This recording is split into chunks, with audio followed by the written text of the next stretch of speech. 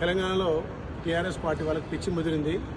రోజు ఒక రకంగా కాంగ్రెస్ పార్టీని బదనాం చేయాలని చెప్పి వాళ్ళ పింక్ మీడియా ద్వారా రోజొక కథనం పెట్టి ప్రజాపాలన ద్వారా గౌరవ ముఖ్యమంత్రి తెలంగాణలో అభివృద్ధి చేస్తుంటే ఓర్వలేక నిన్న ఏదో కాంగ్రెస్ పార్టీ ఎమ్మెల్యేలు మీటింగ్ అయ్యని చెప్పి 10 మంది గుమ్మిగుడిరని చెప్పి వాళ్ళ పింక్ మీడియా ద్వారా దుష్ప్రచారం చేస్తున్నారు.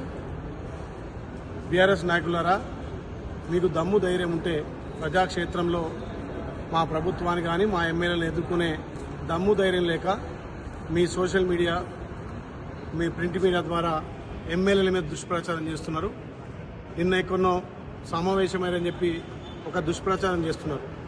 మీకు సిగ్గు శరం ఉంటే మా గౌరవ ముఖ్యమంత్రి రేవంత్ రెడ్డి గారు రోజు నిత్యం ఎమ్మెల్యేలతోటి మంత్రులతోటి ప్రజాపాలన నిర్వహించుకుంటూ మా ఎమ్మెల్యేలకు అందుబాటులో ఉంటూ ముఖ్యంగా మా ఆలేరు నియోజకవర్గానికి ఎన్నో రకాల నిధులిచ్చి ఆలేరును వెనుకబడ్డ ఆలేరును అభివృద్ధి చేస్తుంటే ఓర్వలేక ఒక బీసీ బిడ్డ నన్ను మీటింగ్ పోయిందని చెప్పి ఏదో 10 మంది మీటింగ్ దుష్ప్రచారం చేస్తున్నారు.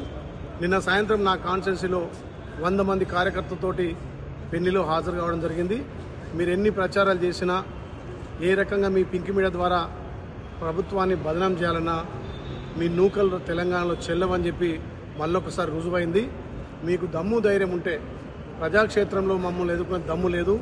మా గౌరవ ముఖ్యమంత్రి రేవంత్ రెడ్డి గారికి మా ఎమ్మెల్యేల మంత్రులు అందరం కూడా నిత్యం సహకరించుకుంటూ మా నియోజకవర్గాలను అభివృద్ధి చేస్తుంటే ఓర్వలేక ఏదో రాష్ట్రీయ మీటింగ్లు అని చెప్పి ఏదో 10 మంది ఎమ్మెల్యేలు అని చెప్పి సిగ్గుమాలిన పనులు చేస్తున్నటువంటి టీఆర్ఎస్ నాయకులకు తప్పకుండా రేపు రాబోయే స్థానిక సంస్థల్లో ప్రజలు బుద్ధి చెప్తారు.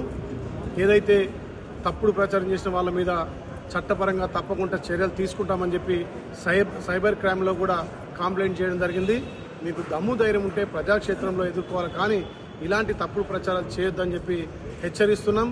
మీ పింక్ మీడియాల మీద కూడా తప్పకుండా సైబర్ క్రైమ్లో కంప్లైంట్ చేసి తగు చర్యలు తీసుకుంటాం.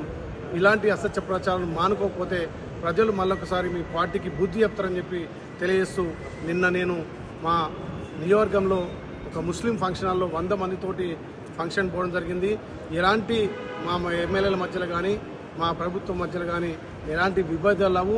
మా ముఖ్యమంత్రి మా మంత్రులు అందరం కలిసి అన్ని నియోజకవర్గాలను అభివృద్ధి చేయడం కోసం ముందుకు పోతామని తెలియజేస్తూ ఇలాంటి పింకు మీడియా ప్రచారాలు బంద్ చేసుకోవాలని చెప్పి హెచ్చరిస్తున్నాం.